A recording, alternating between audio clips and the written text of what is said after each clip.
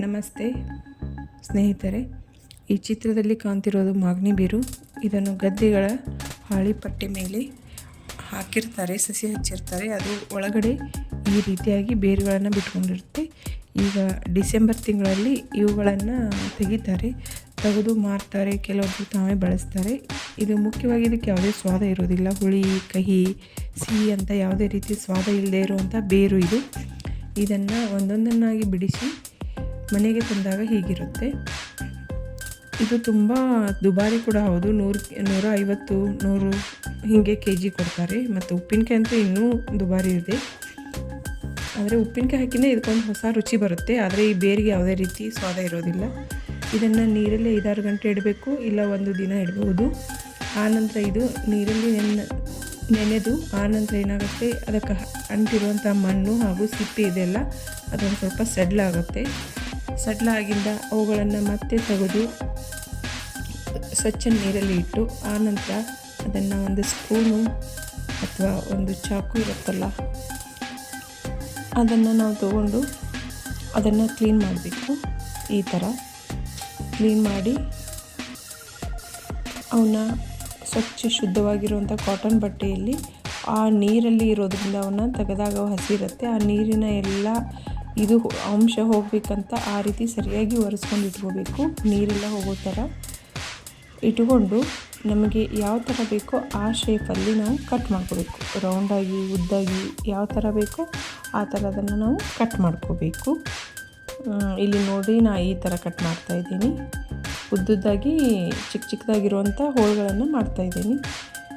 ಇದಕ್ಕೆ ತುಂಬ ಸಮಯ ಬೇಕು ನಿಜ ಹೇಳಬೇಕಂದ್ರೆ, ಯಾಕೆಂದರೆ ಇವು ಬೇರುಗಳು ತುಂಬ ದೊಡ್ಡ ಪ್ರಮಾಣದಲ್ಲಿ ಇರೋದಿಲ್ಲ, ಚಿಕ್ಕದಾಗಿರೋದ್ರಿಂದ ಸೂಕ್ಷ್ಮವಾಗಿ ಮಾಡಬೇಕು. ಯಾಕಂದರೆ ಕೈ ಕೂಡ ತಾಗಬಾರ್ದು. ಎಳೆಗೆ ಮನೆಯಲ್ಲಿ ಚಾಕು ನಿಮ್ಗೇನು ಅನುಕೂಲನೋ ಅದರಲ್ಲಿ ಮಾಡಬೇಕು. ಆನಂತರ ಇದಕ್ಕೆ ನಾನು 1 ಕಪ್ ಜೀರಿಗೆ ಹುರ್ಕೋತಾ ಇದ್ದೀನಿ. ಅದಕ್ಕೆ 1 ಸ್ಪೂನಷ್ಟು ಮೆಣಸುಕಾಳು ಹಾಕ್ಕೋತಾ ಇದ್ದೀನಿ. ಇನ್ನು ಸಾಸಿವೆ ಕೂಡ ತೊಗೊಂಡಿದ್ದೀನಿ. ನಾನು 1.5 ಕಪ್ ಸಾಸಿವೆ ತೊಗೊಂಡಿದ್ದೀನಿ. ಮತ್ತು 1 ಕಪ್ ಎಣ್ಣೆಯನ್ನು ಕಾಯಿಸ್ಕೊಂಡಿದ್ದೀನಿ.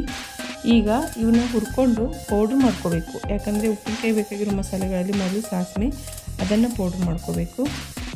ಆನಂತರ ಜೀರಿಗೆಯನ್ನು ಕೂಡ ಹುರಿದಿರ್ತೀವಲ್ಲ ಮೆಣಸುಕಾಳು ಹಾಕಿ, ಅದನ್ನು ಕೂಡ ನಾವು ಇದೇ ಥರ ಪೌಡ್ರ್ ಮಾಡ್ಕೋಬೇಕು ಮಿಕ್ಸಿಲಿ ಹಾಕ್ಕೊಂಡು. ಇವೆರಡನ್ನು ಪೌಡ್ರ್ ಮಾಡ್ಕೊಂಡ ನಂತರ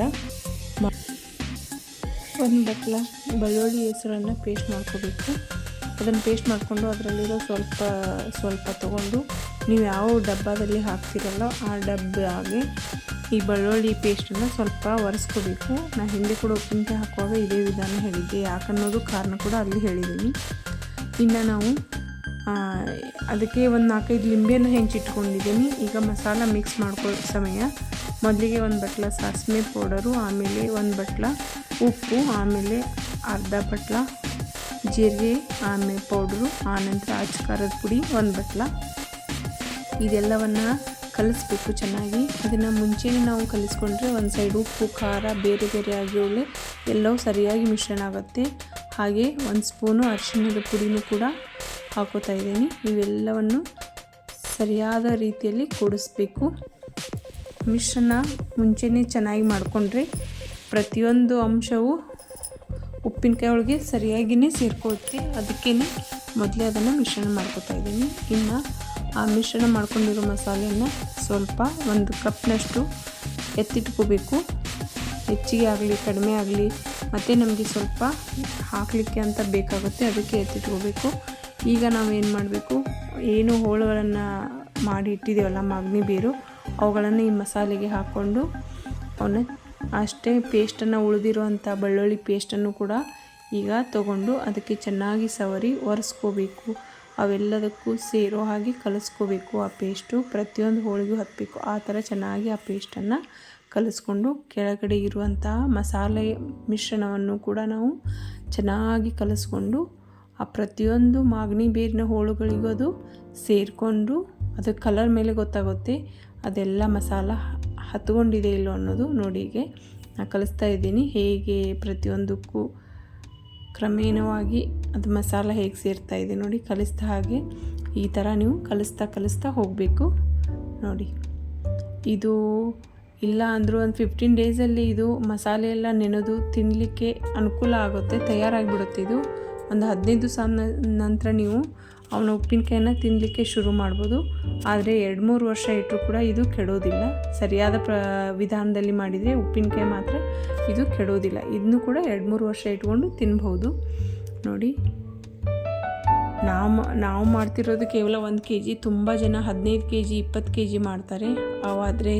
ಇವಾದರೆ ಸ್ವಲ್ಪ ದಿನದಲ್ಲಿ ಖಾಲಿಯಾಗಿ ಹೋಗ್ತವೆ. ನನಗೆ ಸಿಕ್ಕಿರೋದು 1 kg ಮಾತ್ರ.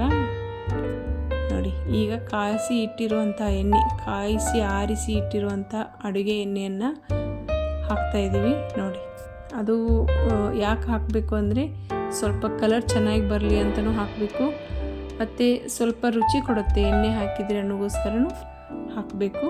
ಇಲ್ಲಿ ಹಾಕ್ತಾಯಿದ್ದೀನಿ. ಮತ್ತು ಇದಕ್ಕೆ ನಾವೇನು 4-5 ಲಿಂಬೆನ ಹೆಂಚಿ ಇಟ್ಕೊಂಡಿದ್ವಲ್ಲ, ಆ ಕಟ್ ಮಾಡಿ ಇಟ್ಕೊಂಡಿರೋಂಥ ಲಿಂಬೆ ಹೋಳುಗಳ ರಸವನ್ನು ಹಾಕೋಬೇಕು. ಇಲ್ಲಾಂದರೆ ನೀವು ಹೋಳುಗಳನ್ನೇ ಚಿಕ್ಕದಾಗಿ ಕಟ್ಟಾಕಿ ಇದರಲ್ಲಿ ಮಿಕ್ಸ್ ಮಾಡ್ಬೋದು. ನಾನು ಲಾಸ್ಟ್ ಟೈಮ್ ಹೋಳುಗಳನ್ನೇ ಹಾಕಿದ್ದೆ, ಈ ಸಲ ರಸವನ್ನು ಹಾಕಿದ್ದೀನಿ. ಈಗ ತಯಾರಾಗಿದೆ. ಈಗ ನಾವು ಹಾಕ್ತಿರೋ ಉಪ್ಪಿನಕಾಯಿ ಡಬ್ಬಿಗೆ ಮಿಕ್ಕಿರೋ ಮಸಾಲವನ್ನು ಹಾಕಿ ಸ್ವಲ್ಪ ಈಗ ಕಲಸಿಟ್ಟಿರುವಂಥ ಉಪ್ಪಿನಕಾಯಿ ಹೋಳುಗಳು ಅಂದರೆ ಮಾಗನಿ ಬೇರಿನ ಉಪ್ಪಿನಕಾಯಿನ ಈಗ ನಾವು ಭರ್ತಿ ಮಾಡಬೇಕು ಡಬ್ಬಿಯಲ್ಲಿ. ನೋಡಿ, ನಾನು ತುಂಬ್ತಾ ಇದ್ದೀನಿ. ಚೆನ್ನಾಗಿ ಅವೆಲ್ಲವೂ ಹೇಗೆ ಸೇರಿಕೊಂಡಿದೆ ನೋಡಿ, ಎಷ್ಟು ಶೈನಿಂಗ್ ಬರ್ತಾ ಇದೆ ಉಪ್ಪಿನಕಾಯಿ. ಈಗ ಇದನ್ನು ಡಬ್ಬಿಯನ್ನು ತುಂಬಬೇಕು. ತುಂಬಿ ಎಲ್ಲವನ್ನು ಅದರಲ್ಲಿ ತಯಾರಾಗಿರುವಂಥ ಡಬ್ಬಿಯೊಳಗೆ ನೀವು ಯಾವುದ್ರಲ್ಲಿ ಹಾಕ್ತಿರೋ ಅದರಲ್ಲಿ ಸರಿಯಾಗಿ ತುಂಬಿ ಬರ್ನಿಯಲ್ಲಿ ಹಾಕ್ಬೋದು, ಗಾಜಿನ ಡಬ್ಬದಲ್ಲಿ ಹಾಕ್ಬೋದು, ಪ್ಲಾಸ್ಟಿಕ್ ಡಬ್ಬದಲ್ಲಿ ಹಾಕ್ಬೋದು. ನಿಮಗೆ ಯಾವುದು ಅನುಕೂಲ, ಯಾವುದು ಚೆನ್ನಾಗಿರುತ್ತೋ ಅದರಲ್ಲಿ ಹಾಕಿ. ಈಗ ನಾನು ಕೂಡ ಹಾಕ್ತಾಯಿದ್ದೀನಿ. ನೋಡಿ, ಡಬ್ಬಿ ತುಂಬ ತುಂಬಿತು. ಕರೆಕ್ಟ್ 1 kg ಮಾಗನಿ ಬೇರನ್ನೆಲ್ಲ ಒಂದೇ ಡಬ್ಬಿ ಸರಿಯಾಗಿ ಸೇರಿಸ್ಕೊತದೆ. ಅಷ್ಟು ಪ್ರಮಾಣದಲ್ಲೇ ದೊಡ್ಡದಿದೆ ಅದು. ಈಗ ಇಷ್ಟು ಕಾಣ್ತಾ ಇದ್ದಾವೆ. ಇದು 1-2-3 ದಿನ ಬಿಟ್ಟರೆ ಕೆಳಗಡೆ ಹೋಗ್ತವೆ ಇವು, ಉಪ್ಪು ಕರಗಿ.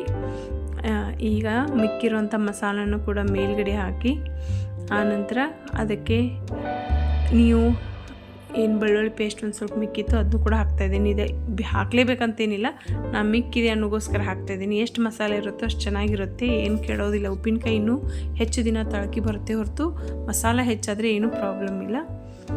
ನೋಡಿ, ಈಗ ಎಲ್ಲವನ್ನು ಪ್ರತಿಯೊಂದು ಯಾವ ಹೋಳು ಬಿಡದೆ ಎಲ್ಲವನ್ನು ಕೂಡ ಡಬ್ಬಿಯಲ್ಲಿ ಹಾಕಿಟ್ಟಿದ್ದೀನಿ. ಈಗ ಗಾಳಿ ಆಡದೇ ಇರೋ ರೀತಿಯಲ್ಲಿ ಸರಿಯಾಗಿ ಯಾರಿಗೂ ದೃಷ್ಟಿಗೆ ಬೀಳದೇ ಇರೋ ಜಾಗದಲ್ಲಿ ಇಡಬೇಕು.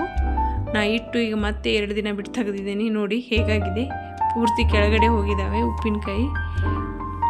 ಆದರೂ ಇನ್ನೂ ಕೂಡ ರಸ ಬಿಟ್ಟಿಲ್ಲ, ಅದಕ್ಕೆ ಟೈಮ್ ತೊಗೋತದೆ. ನಾನು ಬರೀ 4 ದಿವಸ ಆದ ನಂತರ ನೋಡ್ತಾಯಿದ್ದೀನಿ. 8 ದಿವಸ ಬಿಟ್ಟರೆ ಇನ್ನೂ ಚೆನ್ನಾಗಿ ರಸ ಆಗುತ್ತೆ. ಈಗ ಆಲ್ರೆಡಿನೇ ಚೆನ್ನಾಗಾಗಿದೆ. ನಾನು ಟೇಸ್ಟ್ ಕೂಡ ಮಾಡಿದ್ದೇನೆ ಈ ವಿಡಿಯೋನ ಸಂಪೂರ್ಣ ಮಾಡಿ ಬಿಡ್ತಾ ಇರೋದು. ಉಪ್ಪು ಸರಿಯಾಗಿದೆ, ಖಾರ ಸರಿಯಾಗಿದೆ. ರೊಟ್ಟಿಯಲ್ಲಿ, ಚಪಾತಿಯಲ್ಲಿ, ಅನ್ನದ ಜೊತೆ ಆದರೂ ತಿನ್ನಲಿಕ್ಕೆ ತುಂಬ ಚೆನ್ನಾಗಿರುತ್ತೆ. ನೋಡಿ, ಈ ಥರ ಆಗಿದೆ ನೋಡಿ ಉಪ್ಪಿನಕಾಯಿ. ನಾ ಮಾಡಿರೋ ವಿಧಾನ ಹಾಗೂ ಈ ಮಾಗನಿ ಬೇರು ಉಪ್ಪಿನಕಾಯಿ ಬಗ್ಗೆ ನಿಮ್ಮ ಅನುಭವ ಹಾಗೂ ನಿಮಗೇನಾದರೂ ಅನಿಸಿದರೆ ದಯವಿಟ್ಟು ಕಮೆಂಟ್ಸ್ ಮಾಡಿ. ನನ್ನ ವಿಡಿಯೋ ನೋಡಿ ನಿಮಗೆ ಏನು ಅನ್ನಿಸ್ತು ದಯವಿಟ್ಟು ತಿಳಿಸಿ. ಧನ್ಯವಾದಗಳು.